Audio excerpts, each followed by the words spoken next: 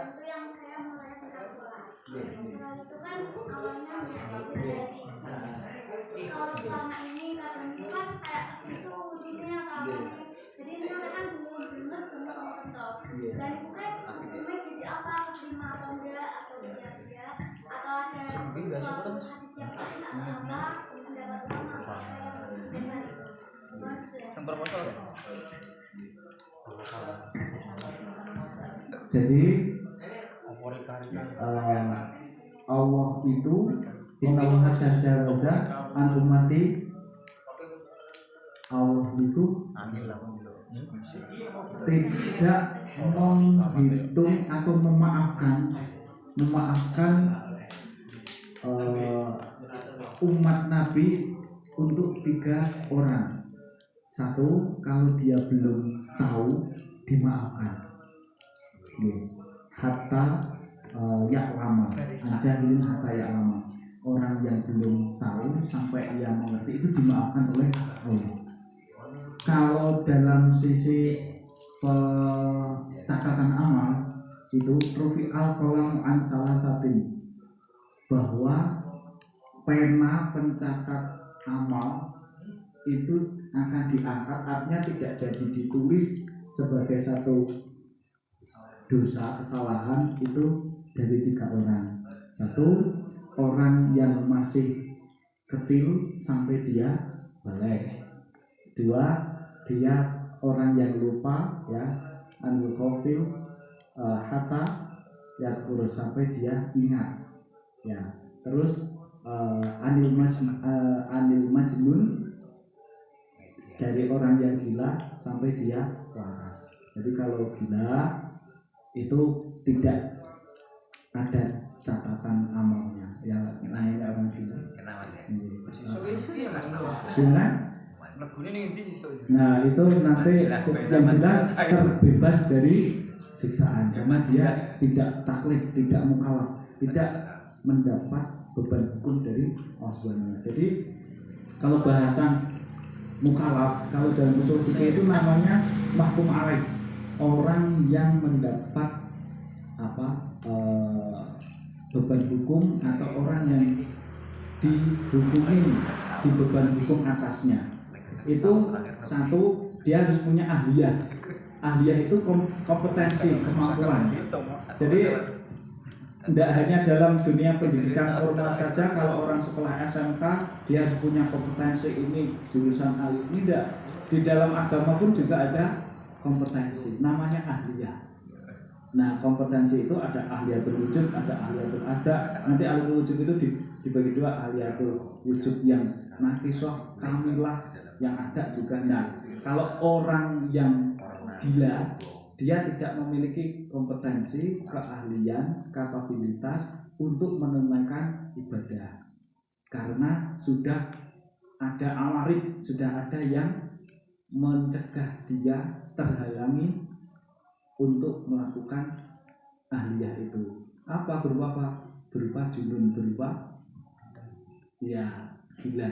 Jadi orang yang gila itu menjadi penyebab dia terhalang untuk berstatus taklif, berstatus mukallaf, berstatus ahliyatul ada, orang yang punya kompetensi untuk menunaikan satu kewajiban.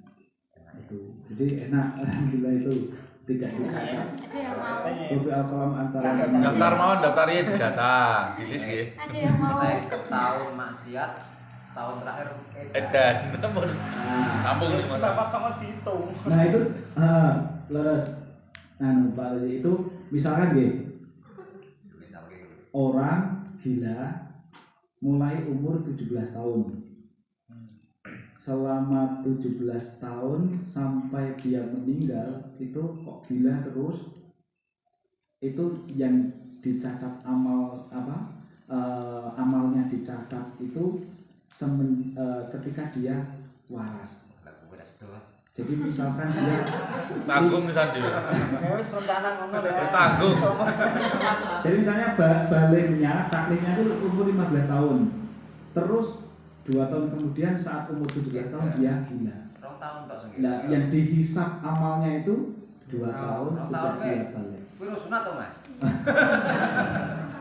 Nek ternyata lebih banyak amal yang baik ya nanti tentu pro ke surga. Atau orang sejak lahir sampai meninggal dia gila.